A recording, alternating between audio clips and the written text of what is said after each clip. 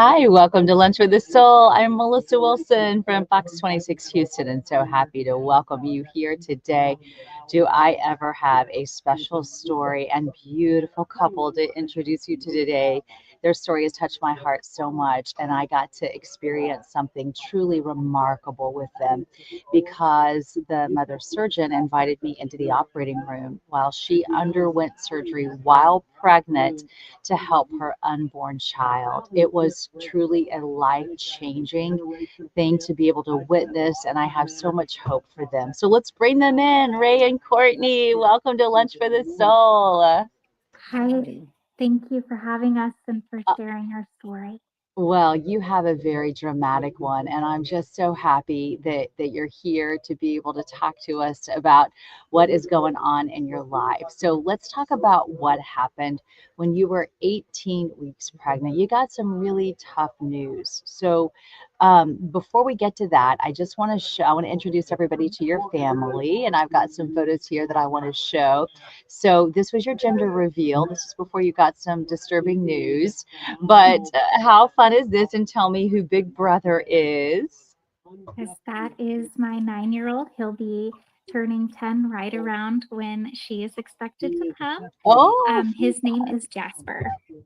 and I am loving the photos of your beautiful family. Oh my goodness. Okay, so shortly after this, you got some really tough news. Can you talk to us about what you found out back in September? Yes. So 2 weeks before that, we had done the blood screenings and everything had come back normal. However, at 16 weeks pregnant, there was one screening that came back positive, and it was for open neural tube defects like spina bifida. Um, it, I looked into it a lot, and our OB thought that it was probably a false positive, or it could be because of like a placenta issue or a growth issue. But just in case, we were referred to high risk specialists to do a targeted ultrasound at 18 weeks.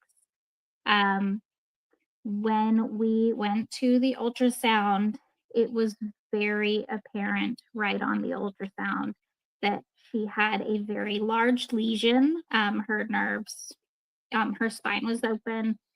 You could see a bubble where the nerves would be.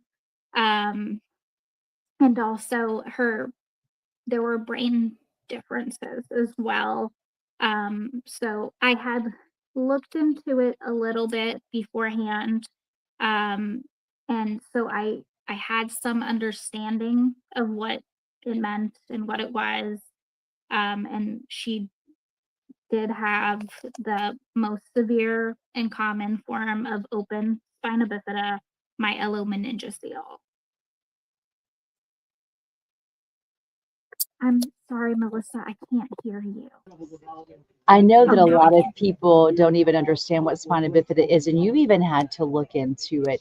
Can you just easily explain to people what you found out that your precious unborn baby was going through?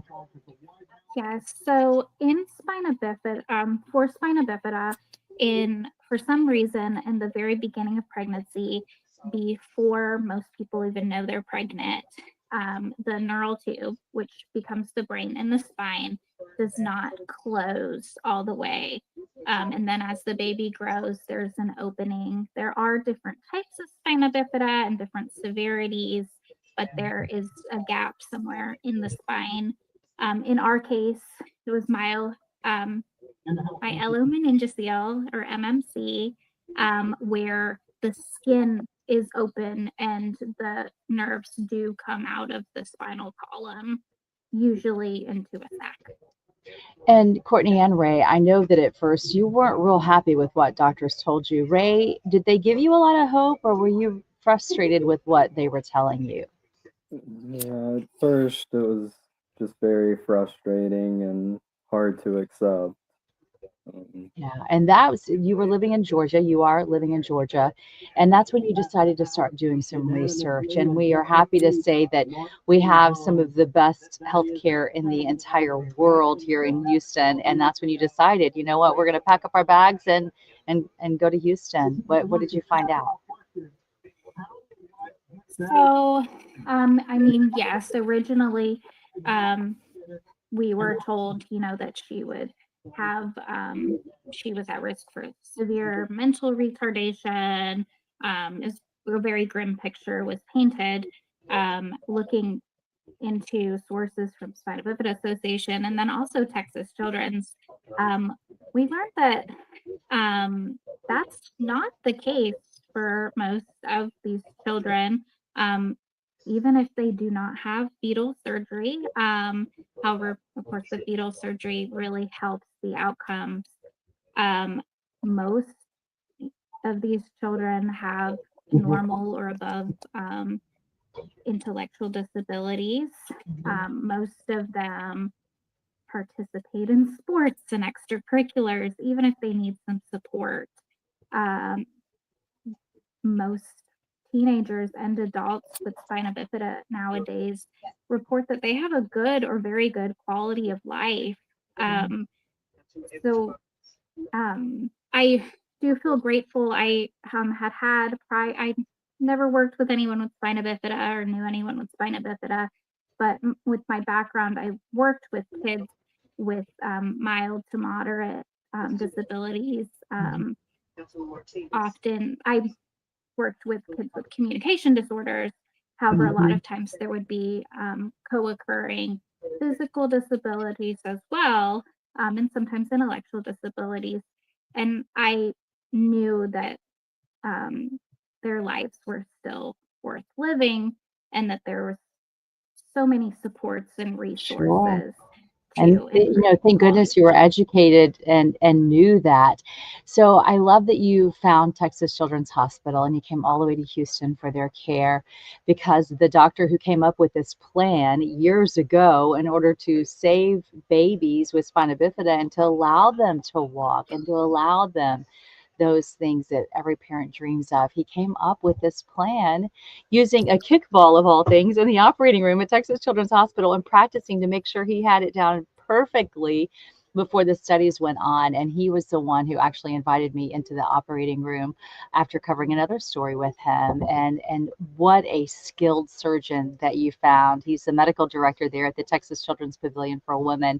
And I'm going to share some photos just to give people an idea of what you went through. So here we are in the operating room. I'm there on the left with my photographer, Jeff. And then we can't really see you because you're on the table. But if you look at the far right, you can sort of see your head right there. You're looking up at the ceiling, and then a few doctors are looking at the ultrasound at this point. And then I certainly don't want to upset anybody, but this will show a little bit more of what you went through. A little bit graphic, but we tried to show a wider shot. So this is when they are actually working to open your abdomen for the surgery. We'll move on. These are all your surgeons. You see me in the foreground on the right, and then right to my far right, that's Dr. Belfort, the dream child of all of this, the brainchild, we'll say, who came up with this great plan. This is the spina bifida. So you'll see the medical workers below. If you look up, we're now looking on the screen. We're not actually looking at you. And that was the problem of your precious little girl. So that round circle right there should be a straight line. That should be her spine.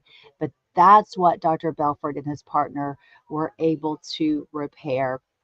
Remarkable to see that they were able to do that through just two tiny holes in your uterus. They were able to go through with cameras on there with all the tools they need and just work simultaneously. I mean, it was just beautifully orchestrated, everything planned so perfectly. Can you believe that they are able to do that while you're pregnant? Now I can, but just even learning about it, then going through the process of the referral and all the consultations, and them telling me about it, it was hard to believe, this is actually happening. They can actually do this and they are so good at it. And I think even more surprising, and just what really touched us is how dedicated Dr. Belford and all of the people who were caring for us Mhm. and supporting us in various different ways, how they dedicate their lives to helping families like ours. Mhm. And I mean, they really, like you said, they really have it all planned out. And they have plans for anything that might go off or wrong. And there's so much monitoring. Just they, it's amazing. Mhm. Well, I love that you shared with me that your beautiful little girl will be Violet Hope. That's her name. When is she going to be born? She is due February 26th. We do expect that she may be a couple weeks early. And or I may be induced a week early or so, but we're still working through that planning process with the Oh, doctors back home. well, it's so exciting that you will get to be home for that. Be surrounded by your friends and your family and the comfort of what feels great when you're delivering a baby. Ray, let's talk about how it was for you. Your wife's in the hospital. She's going through this surgery that we just walked everybody through. What was that like for you to be in the waiting room hour after hour, just waiting to find out if she's okay, if your baby's okay? Mm, It was the most stressful thing that I've ever had to deal with in my life. Hmm. Um, every time a door opened, my neck would swing around to look to see if it was somebody coming to talk to me. Um, but I did have a lot of faith in the doctors and everyone there. They were amazing the whole time. They explained everything to us, and Well, and I'm sure it made you feel good too that Dr. Belford and his team have successfully been able to help 200 families with this same surgery. And I know that you've gotten to see the success stories. How does it make you feel to see some of these other children literally running around who would have been confined to a wheelchair without his skilled care and this dream that he was going to help these kiddos? it's the most amazing thing. I tear up every time I watch one, and Yeah, it brings a lot of hope. He brings a lot of hope to yeah. people's lives. And Courtney, I believe you told me you've been able to see some movement that felt very hopeful on your ultrasounds. Yes, and we had another one back home yesterday. But since the surgery, they do look for ankle movement in particular, as well as knee movement. She is still moving her legs just as much as before. She wiggles her toes. In her case, the nerves were intact. They just were outside of the spinal column. Um, so she does have a very good prognosis for walking independently.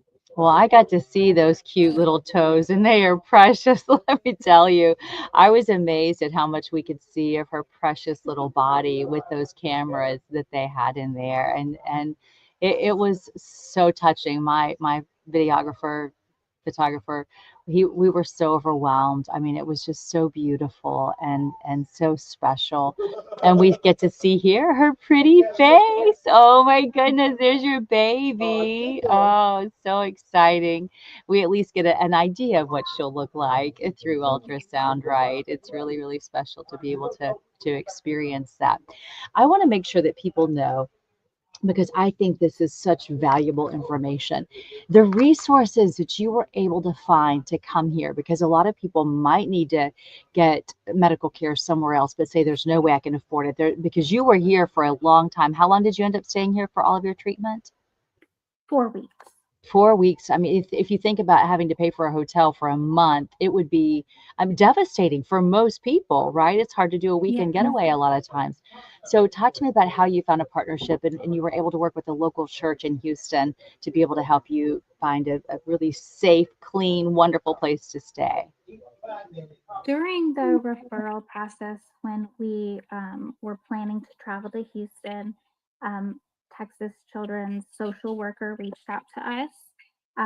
She sent us so many resources, and I found Houston's First Baptist Church's Hope House Ministry on one of her lists of resources, and they were one of the housing situations that I Mm-hmm. applied for.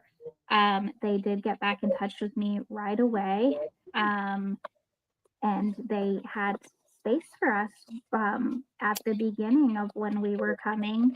Um, Hope House in particular, they only require a refundable security deposit. They do not have a nightly rate. And for um, patients who are flying and traveling, there is even an option to one of the people at the church may loan you a car. That was all that took a lot off of our plate financially. That is Um, a lot of money, and just I'm mhm, sure it almost felt like a big hug too of just having the support of people you yeah, don't even know, right? I mean, to trust you with their car, that's a big deal. yes. And on top of that, the pastoral worker was checking in with us all the time. She made sure we had like Thanksgiving dinner because we were there over Thanksgiving.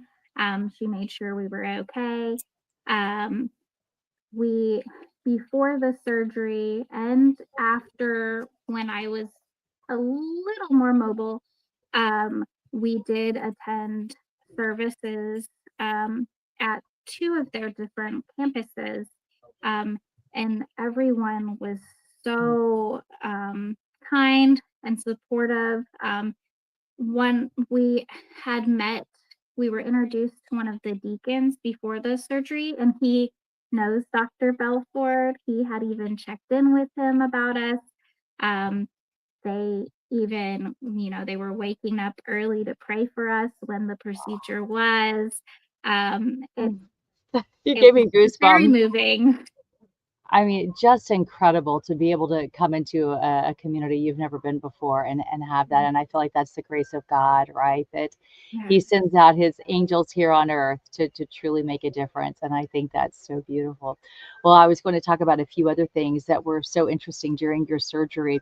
And so I talked to you a little bit about this, but here is where the doctors keep a really close eye on your temperature, because when your temperature drops, then the baby's heart rate, tends to speed up. And so they were really watching your temperature. And here they were able, and they knew that was going to happen. It always happens. So an operating room that I've ever been in is freezing cold. I mean, so cold, you're just miserable, right?